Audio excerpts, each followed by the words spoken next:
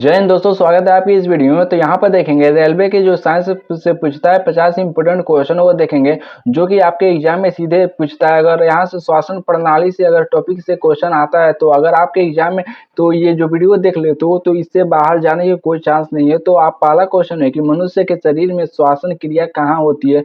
4 option आपके सामने दिया गया है, बताना कि श्वसन क्रिया कहाँ होती है। जो आपका सही आंसर हो जाएगा वो हो जाएगा आपका फेफड़े में होती है। तो आपको ध्यान रखना पड़ेगा कि फेफड़े में जो होती है श्वसन क्रिया होती है। आपका अगला क्वेश्चन है कि मनुष्य में श्वसन अंग कौन सा है। तो ऐसे भी पूछा गया है क्वेश्चन।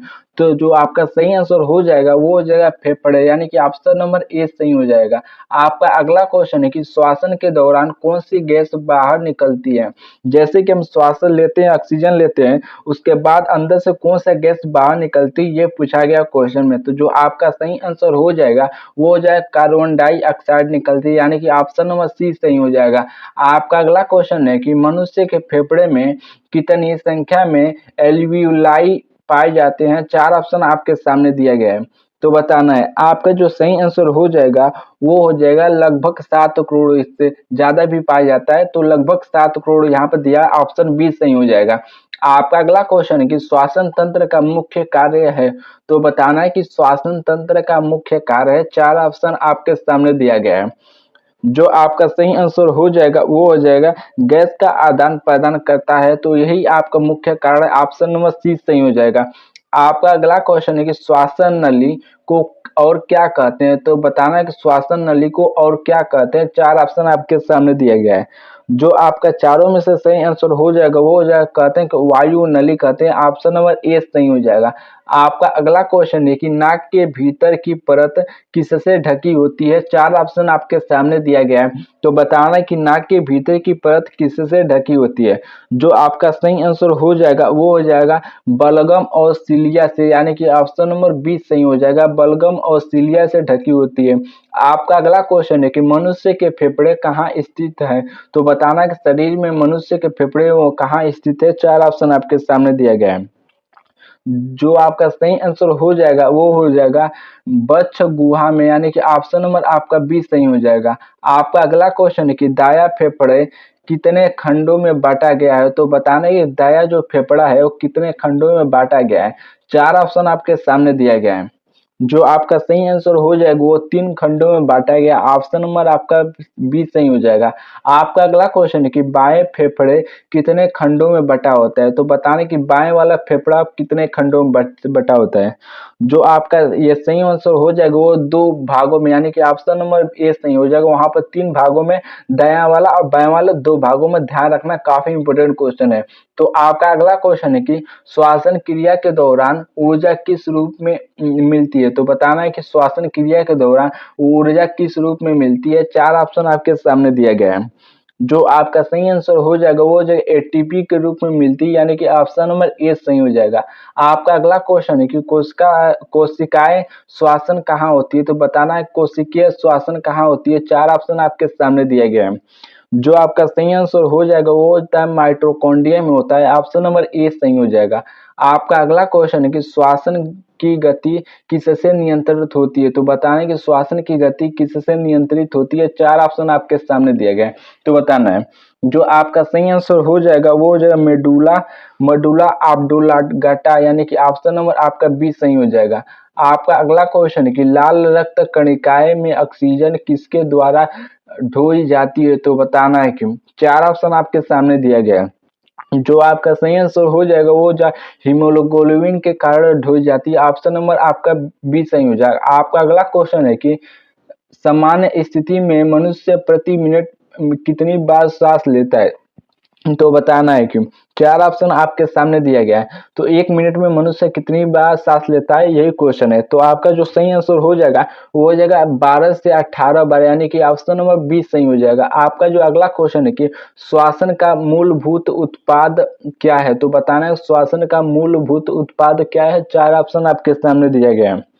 जो आपका सही आंसर हो जाएगा वो जो ऊर्जा, ऑप्शन नंबर सी सही हो जाएगा। आपका अगला क्वेश्चन है कि श्वसन के समय छाती में कौन सी मांसपेशियां काम करती है। 4 ऑप्शन आपके सामने दिए गए हैं।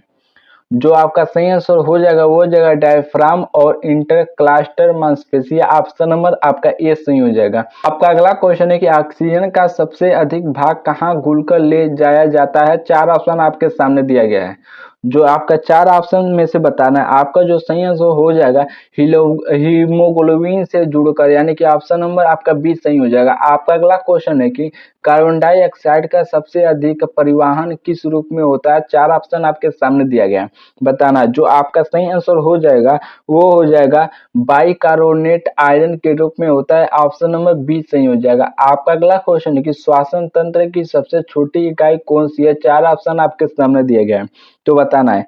जो आपका सही आंसर हो जाएगा वो हो जाएगा एल्वियोलाई, यानी कि ऑप्शन नंबर बी सही हो जाएगा। आपका अगला क्वेश्चन है कि एक स्वस्थ व्यक्ति के फेफड़े की क्षमता लगभग कितनी होती है। तो चार ऑप्शन आपके सामने दिया गया है, तो बताना है। आपका जो सही आंसर हो जाएगा वो हो जाएगा 4 से 5 लीटर। ऑप्शन नंबर बी सही हो जाएगा। आपका अगला क्वेश्चन है कि फेफड़े किस आवरण से ढके होते हैं। तो बताना है कि जो फेफड़े किस आवरण से ढके होते हैं। जो चार ऑप्शन आपके सामने दिया गया है, जो आपका सही आंसर हो जाएगा वो हो जाएगा प्लूरा से, यानी कि ऑप्शन नंबर ए सही हो जाएगा। आपका अगला क्वेश्चन है कि सांस रोकने पर रक्त में कौन सी गैस अधिक बढ़ जाती है। तो बताना है कि सांस रोकने में रक्त में कौन सी अधिक गैस बढ़ जाती है। चार ऑप्शन आपके सामने दिया गया है, जो आपका सही आंसर हो जाएगा वो हो जाएगा कार्बन डाइऑक्साइड, यानी बढ़ जाती है। ऑप्शन नंबर बी सही हो जाएगा। आपका अगला क्वेश्चन है कि श्वसन की सबसे छोटी नलिका कौन सी है। तो बताना है कि श्वसन की सबसे छोटी नलिका कौन सी है। चार ऑप्शन आपके सामने दिया गया है, जो आपका सही आंसर हो जाएगा वो जगह ब्रोकियोल। आपका अगला क्वेश्चन है कि ब्रोंकाइटिस किस अंग का रोग है। चार ऑप्शन आपके सामने दिया गया है, तो बताना है। आपका जो सही आंसर हो जाएगा वो जगह फेफड़े। ऑप्शन नंबर 20 सही हो जाएगा। आपका अगला क्वेश्चन है कि क्षय रोग मुख्यतः किस अंग को प्रभावित करता है। चार ऑप्शन आपके सामने दिया गया है, तो बताना है। आपका जो सही आंसर हो जाएगा वो जो है फेफड़े को प्रभावित करता है। ऑप्शन नंबर आपका बी सही हो जाएगा। आपका अगला क्वेश्चन है कि धूम्रपान से फेफड़े की कौन सी बीमारी होती है। तो बताना है धूम्रपान से फेफड़े की कौन सी बीमारी होती है। चार ऑप्शन आपके सामने दिया गया है, जो आपका सही आंसर हो जाता है हो जाए कैंसर होती है। ऑप्शन नंबर ए सही हो जाएगा। आपका अगला क्वेश्चन है कि फेफड़ों का कैंसर किस किससे से अधिक होता है। तो बताना है कि फेफड़ों का कैंसर किससे अधिक होता है। जो ऑप्शन में चार आपके ऑप्शन दिए गए हैं, जो आपका सही आंसर हो जाएगा वो हो जाएगा प्रदूषण से होते हैं कैंसर। ऑप्शन नंबर ए सही हो जाएगा। आपका अगला क्वेश्चन है कि श्वसन तंत्र का अध्ययन किस शाखा में होता है। तो बताना है श्वसन तंत्र का जो अध्ययन होता है किस शाखा में होता है। चार ऑप्शन आपके सामने दिए गए हैं। आपका जो सही आंसर हो जाएगा वो हो जाएगा पल्मोनोलॉजी। ऑप्शन नंबर बी सही हो जाएगा। आपका अगला क्वेश्चन है कि वक्ष गुहा और उदर गुहा को अलग करने वाले मांसपेशियां कौन है। चार ऑप्शन आपके सामने दिए गए, तो बताना है कि वक्ष गुहा और उदर गुहा को कौन अलग करता है मांसपेशियां। जो आपका सही आंसर होता है वो जो डायफ्राम अलग करता है। ऑप्शन नंबर बी सही हो जाएगा। आपका अगला क्वेश्चन है कि मनुष्य की श्वसन क्रिया को किस प्रकार का श्वसन कहते हैं। तो चार ऑप्शन आपके सामने दिए गए हैं, जो आपका सही आंसर हो जाएगा वो हो जाएगा एरोबिक, यानी कि एरोबिक कहते हैं। ऑप्शन नंबर बी सही हो जाएगा। आपका अगला क्वेश्चन है कि रक्त में ऑक्सीजन का आंशिक दाब PO2 सामान्यतः कितना होता है। चार ऑप्शन आपके सामने दिए गए हैं, जो आपका सही आंसर हो जाएगा वो हो जाएगा 95 mmHg, यानी कि ऑप्शन नंबर बी सही हो जाएगा। आपका अगला क्वेश्चन है रक्त में CO2 का आंशिक दाब सामान्यतः कितना होता है। चार ऑप्शन आपके सामने दिया गया है, बताना है कि जो रक्त में आंशिक दाब कितना होता है CO2 का। चार ऑप्शन आपके सामने दिया, जो आपका सही आंसर हो जाएगा वो 40 mmHg, यानी कि ऑप्शन नंबर बी सही हो जाएगा। आपका अगला क्वेश्चन है कि श्वसन में प्रयुक्त रासायनिक समीकरण है। तो बताना है कि श्वसन में प्रयुक्त रासायनिक समीकरण है। चार ऑप्शन आपके सामने दिया हुआ है, जो ये एनसीईआरटी का सेम क्वेश्चन है। आपके एग्जाम में ऐसे ही देखने को मिल जाएगा, चूंकि यह एनसीईआरटी का क्वेश्चन है। जो आपका सही आंसर हो जाएगा वो हो जाएगा ग्लूकोज होता है, ऑक्सीजन होता है, कार्बन डाइऑक्साइड होता है और पानी होता है और ऊर्जा होता है। तो ऑप्शन नंबर आपका ये सही हो जाएगा। आपका अगला क्वेश्चन है कि ऑक्सीजन का प्रयोग कहाँ होता है। तो बताना है कि ऑक्सीजन का प्रयोग कहाँ होता है। चार ऑप्शन आपके सामने दिया गया है, जो आपका सही आंसर हो जाएगा वो हो जाएगा इलेक्ट्रॉन ट्रांसपोर्ट श्रृंखला, यानी कि ऑप्शन नंबर ए सही हो जाएगा। आपका अगला क्वेश्चन है कि श्वसन की गति किसके अनुसार बदलती है, तो बताना है कि श्वसन की गति किसके अनुसार बदलती है। 4 ऑप्शन आपके सामने दिया गया है। जो आपका सही आंसर हो जाएगा वो हो जाएगा रक्त में कार्बन डाइऑक्साइड की मात्रा के कारण, ऑप्शन नंबर बी सही हो जाएगा। आपका जो अगला क्वेश्चन है कि श्वसन का कौन सा चरण ऊर्जा उत्पन्न करता है, तो बताना है कि श्वसन का कौन सा चरण ऊर्जा उत्पन्न करता है। 4 ऑप्शन आपके सामने दिया गया है। जो आपका सही ऑप्शन हो जाएगा वो हो जाएगा कोशिकीय श्वसन, यानी कि ऑप्शन नंबर बी सही हो जाएगा। आपका अगला क्वेश्चन है कि श्वसन नली को गला गला दाबने से कौन बचाता है, तो बताना है कि श्वसन नली को गला दाबने से कौन बचाता है। 4 ऑप्शन आपके सामने दिया गया है। जो आपका सही आंसर हो जाएगा वो हो जाएगा एपिग्लॉटिस, यानी कि ऑप्शन नंबर ए सही हो जाएगा। अगला क्वेश्चन है कि स्वर तंत्र को क्या कहते हैं, तो वायरस बॉक्स कहते हैं। ऑप्शन नंबर ए सही हो जाएगा। आपका अगला क्वेश्चन है कि एल्वियोलाई की दीवारें किससे बनी होती है। 4 ऑप्शन आपके सामने दिए गए, बताना है। जो 4 में से आपका सही आंसर हो जाएगा वो हो जाएगा एक परत वाली उपकला है, जो कि ऑप्शन नंबर बी सही हो जाएगा, इससे बनी होती है। आपका जो अगला क्वेश्चन है कि मछलियों की श्वसन अंग को क्या कहते हैं, तो बताना है कि मछलियों के श्वसन अंग को क्या कहते हैं। 4 ऑप्शन आपके सामने दिया गया है। जो आपका सही आंसर हो जाएगा वो जाएगा गलफड़ कहते हैं, ऑप्शन नंबर बी सही हो जाएगा। आपका अगला क्वेश्चन है केचुए में श्वसन अंग को कहते हैं, तो बताना है केचुए में श्वसन अंग को कहते हैं। 4 ऑप्शन आपके सामने दिया गया है। जो आपका सही आंसर हो जाएगा वो हो जाएगा त्वचा, यानी कि ऑप्शन नंबर बी सही हो जाएगा। आपका अगला क्वेश्चन है कि कीट पतंगों में श्वसन अंग कौन सा होता है, बताना कि कीट में कौन सा श्वसन अंग होता है। 4 ऑप्शन आपके सामने दिया गया है, तो बताना। आपका जो सही आंसर हो जाएगा वो जो ट्रेकियल नली, यानी कि ऑप्शन नंबर बी सही हो जाएगा ट्रेकियल नली। आपका अगला क्वेश्चन है कि मेढक जल में किससे श्वसन करता है, तो बताना है मेढक जल में किससे श्वसन करता है। 4 ऑप्शन आपके सामने दिया गया है। जो आपका सही आंसर हो जाएगा वो हो जाएगा त्वचा से श्वसन करता है, ऑप्शन बी सही हो जाएगा। आपका जो अगला क्वेश्चन है कि व्यायाम के समय श्वसन दर होता है, तो व्यायाम के समय श्वसन दर होता है। 4 ऑप्शन आपके सामने दर दिया है। जो आपका सही आंसर हो जाएगा वो जो बढ़ जाती है, यानी कि श्वसन दर बढ़ जाती है, ऑप्शन बी सही हो जाएगा। आपका अगला क्वेश्चन है रक्त में पीएच संतुलित बनाए रखने में कौन सी गैस महत्वपूर्ण है। 4 ऑप्शन आपके सामने दिया गया है।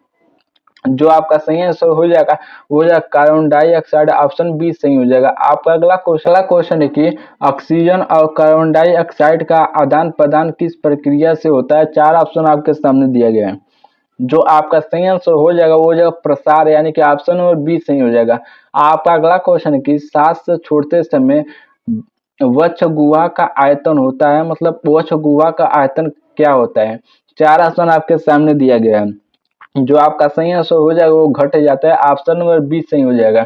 आपका अगला क्वेश्चन है कि फेफड़ों में वायु का प्रवेश किस कारण होता है। 4 ऑप्शन आपके सामने दिया गया है, बताना है। आपका जो सही आंसर हो जाएगा वो हो जाएगा वायु दाब में अंतर, यानी कि ऑप्शन नंबर ए सही हो जाएगा। आपका अगला क्वेश्चन है कि श्वसन और दहन में मुख्यतः अंतर है, तो बताना श्वसन और दहन में मुख्यतः अंतर है। लास्ट क्वेश्चन इस वीडियो का होने वाला है। जो आपका सही आंसर हो जाएगा वो हो जाएगा श्वसन में नियंत्रण ऊर्जा निकलते, यानी कि ऑप्शन नंबर बी सही हो जाएगा। तो अगर दोस्तों वीडियो अच्छी लगी लाइक जरूर करो, नए हो तो चैनल को सब्सक्राइब जरूर करो, लाल बटन दिख रहा है उसको दबा दो, नीचे कमेंट करके जरूर बताना कि आप कितने क्वेश्चन जानते थे। इसी के साथ धन्यवाद।